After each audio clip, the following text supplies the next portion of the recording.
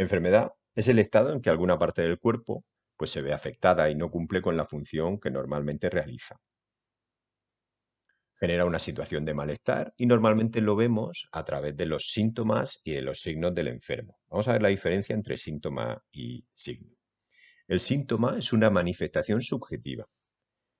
Solo lo percibe el propio enfermo. Nosotros, por mucho que nos lo diga, no lo tenemos que creer, no lo vemos. Por ejemplo, no sabemos si realmente siente mareo, si realmente siente dolor. Es algo que solo percibe el enfermo. Sin embargo, los signos ya los podemos percibir nosotros de una forma objetiva, o bien eh, al observarlo, o bien porque le hacemos unas pruebas médicas, como por ejemplo medirle la presión arterial. Vamos a ver algún ejemplo más. Aquí veis ejemplos de síntomas y de signos.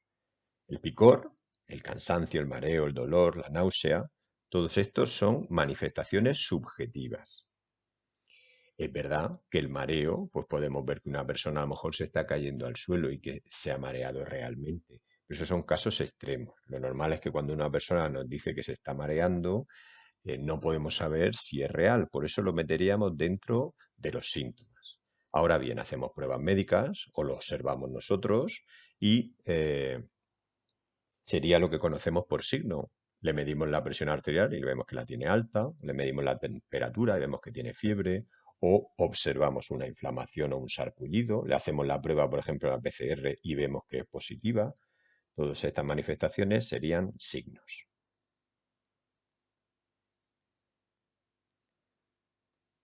La clasificación internacional de las enfermedades, pues vemos que solo las primeras son las infecciosas. Son las que realmente están causadas por microorganismos, pero que los podemos transmitir de unos a otros, bien por un vector o directamente entre los seres humanos. En el resto, bueno, pues hay algunas enfermedades que no tienen nada que ver con microorganismos, como por ejemplo la diabetes o el que tenga, por ejemplo, una cardiopatía. Pero sin embargo hay algunas, como veis aquí, en las enfermedades del oído, la otitis, causada por una bacteria, y no tiene que ver o no está clasificada como una enfermedad infecciosa porque aunque sea un microorganismo la que lo provoca, no está, no nos lo podemos transmitir de unos a otros. Bueno, aquí está la definición real de esa enfermedad infecciosa. Debe estar causada por un microorganismo, ahora veremos cuáles, que una vez que se introducen en el organismo proliferan, o sea que empiezan a crecer, empiezan a desarrollar su número dentro del cuerpo humano y además incluso pueden alterar pues, el funcionamiento de un órgano o de varios órganos. Aquí tenemos algunos. Los primeros, los virus. Los virus son capaces de introducir su ARN o el ADN dentro de una célula o bien introducirse ellos y llevar su material genético al interior de la célula. Aquí vemos uno de los cuales simplemente nos inyecta su material genético.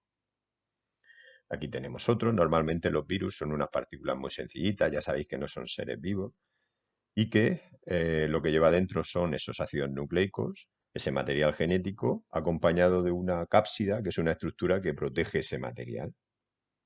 Aquí vemos otras formas de clasificarlo. Este es el que hemos visto antes en la imagen. Aquí veis cómo se queda fuera la cápsida, esa estructura que protege el material genético, y solo entra dentro de la célula el material genético, preparado para aprovecharse del aparato de todos los orgánulos de la célula para desarrollar sus estructuras y multiplicarse dentro de una célula. Otro microorganismo son las bacterias. Ya esto sí es un ser vivo, la bacteria al final entra en nuestras células y también se multiplica. Y bueno, aquí veis las estructuras que básicamente ya conocéis de un ser procariota. En este caso, pues tiene tres capitas. La primera, la membrana plasmática, que es la que tiene cualquier tipo de célula. La segunda, una pared celular que le da resistencia y mantiene también la forma. Y por último, tiene una cápsula que en el momento que este ser vivo no se encuentra en las condiciones adecuadas, sobre todo en las condiciones ambientales adecuadas, pues se encapsula y ahí puede resistir hasta que vengan esas condiciones, hasta que sean buenas. Bueno, pues una célula que ha ido al gimnasio son los protozoos, que estos son células muy parecidas a las nuestras, son células eucariotas muchísimo más grandes que las bacterias y que sin embargo pueden entrar en nuestro organismo directamente o a través de un vector, por ejemplo, un mosquito, como veis aquí en este caso, al lado de los glóbulos rojos, y producir una enfermedad. En general son móviles y no tienen la pared celular que tienen las bacterias. Por último, los hongos. En este caso no estáis pensando en los hongos grandes que producen setas, sino en los hongos microscópicos, como las levaduras o los mohos, que también pueden causar daños eh, en el exterior del cuerpo y también en el interior.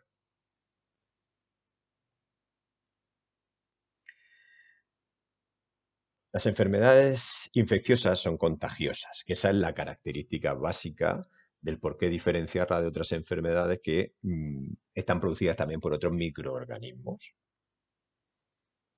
El contagio del microorganismo puede ser directo o indirecto. Vamos a verlo, en qué se diferencia el contacto directo del indirecto.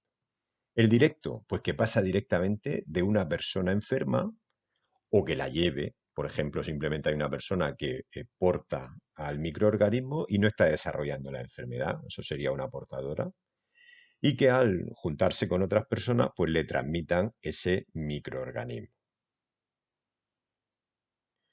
El contagio indirecto es un poquito más complejo porque va a depender de un agente intermediario. Este agente intermediario puede ser un ser vivo. Un protozoo no puede llegar a través de un mosquito.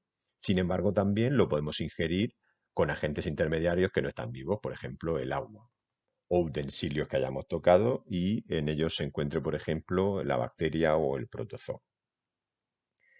Bien, si el animal es el que nos va a transmitir una enfermedad, este recibe el nombre de vector. Aquí en este caso el mosquito sería el vector de un protozoo, que bueno, asociado en este caso al que provoca la malaria.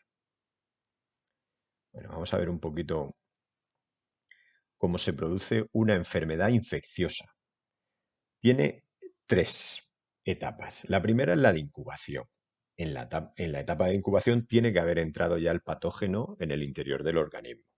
Y pueden aparecer los primeros síntomas y signos. No desarrollamos la enfermedad del todo, puede que empecemos a estar poniéndonos enfermos y coincide con ese momento en que está incubándose el patógeno, o sea, que está desarrollándose en nuestro cuerpo.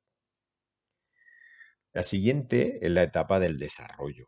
Aquí ya la enfermedad avanza y es porque el microorganismo se ha desarrollado muchísimo dentro de nuestro cuerpo. Aquí es donde aparecen las manifestaciones clínicas asociadas a esa enfermedad, como por ejemplo pueda ser la fiebre o pueda ser el cansancio. La última etapa es la de convalecencia. Es un periodo que viene después de haber normalmente superado la enfermedad. Hasta que nos recuperamos del todo, todavía pues podemos mantener ese cansancio, aunque quizá ya dejemos de tener la fiebre. Bueno, pues ese momento se llamaría convalecencia.